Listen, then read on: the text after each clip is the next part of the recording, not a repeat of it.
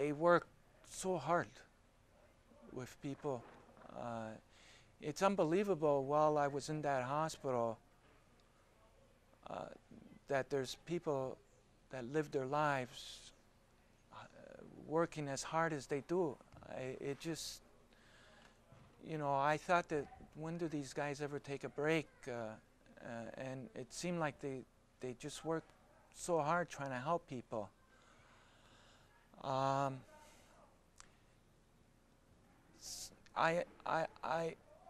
So after this operation, I have felt very grateful of having a chance to have a second shot at life, and also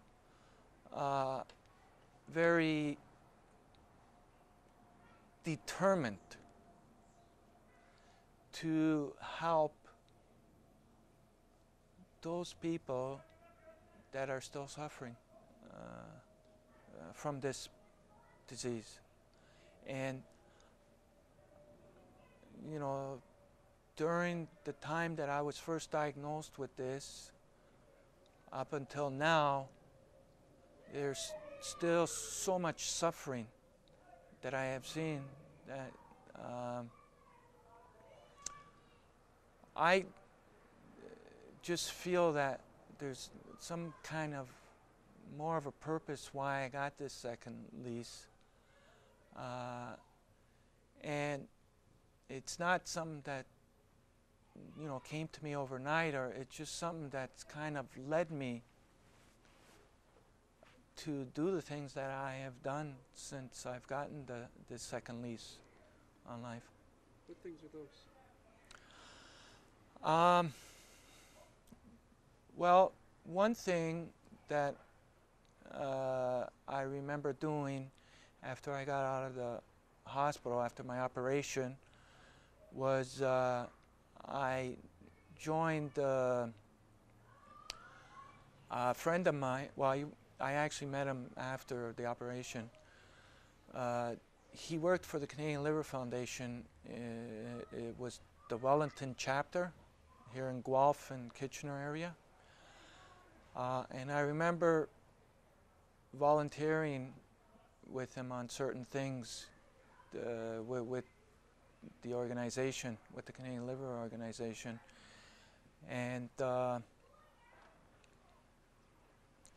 I also remember going to the hospital whenever I could and talking to patients and families of patients that were in my situation before the operation, and encouraging them not to give up. And also, could you hang on just 1 second? Yep. Is there? I did. George, you're gonna start again? Okay. Go ahead. After the operation, having this second lease on life, and feeling grateful and a need to pay back, I did do various volunteer things with the Canadian Liver Foundation, especially the Wellington area chapter, with my good friend George Terry, who recently passed away from liver disease. We did little various things around town. And I remember in the summer of August '97, one day I was sitting at a coffee shop with my friend Sam Vinci, who was also doing various volunteer jobs with What kind of volunteer jobs were they? Sam Vinci or myself? Well, yourself. Well, I would try and reach people by talking with them that were affected with liver diseases, and that sort of varied from older people and younger people and families of people. I would make these visits to the hospitals, and the staff at the hospital used to know me very well. And anytime there was, a family that was experiencing the same thing that I was going through, I would just sit down and talk with them, and get their phone numbers, exchange phone numbers, and have them phone me whenever they wanted, whenever a problem came up.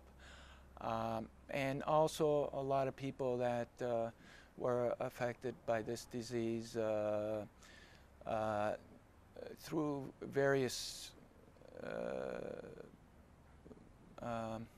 well, this disease gets contacted in so many different ways.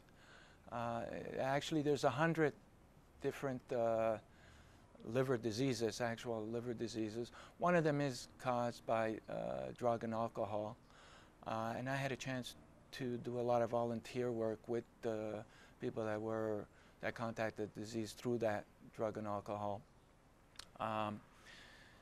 And I've also volunteered with community centers to set up sports facilities, baseball games, volleyball games. I also volunteered giving a hand with the Guelph area with a good friend of mine. She's a teacher.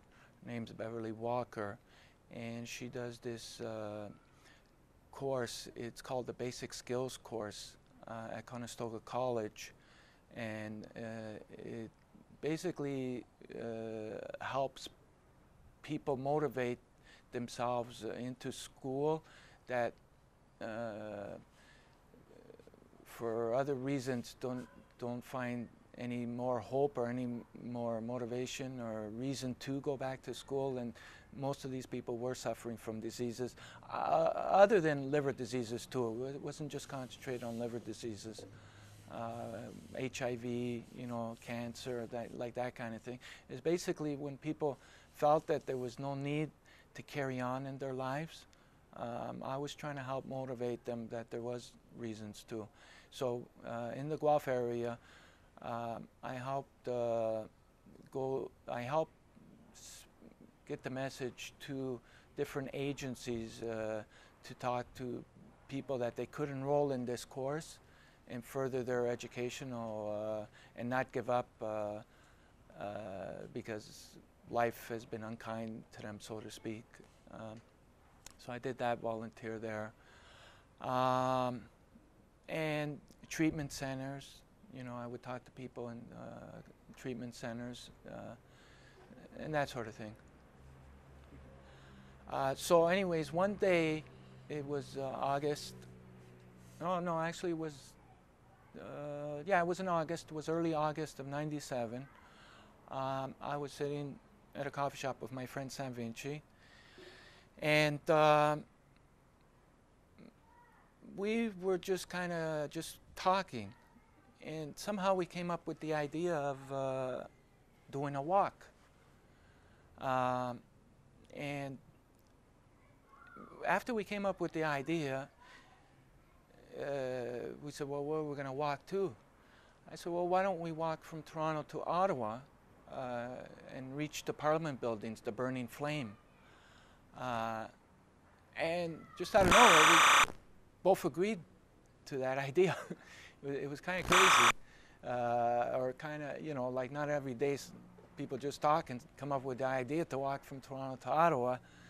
But somehow we just both agreed to it, and we didn't even hesitate in thinking about it, whether we were going to do it. We instantly we just both agreed to do it, and we didn't even question why we were doing it or like that sort of thing. As soon as we both thought about it, we just decided to do it.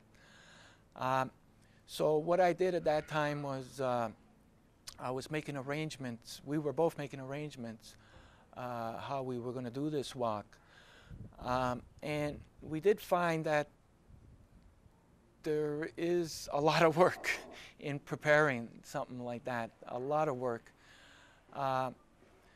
So we first of all got our route down, which route we were going to take from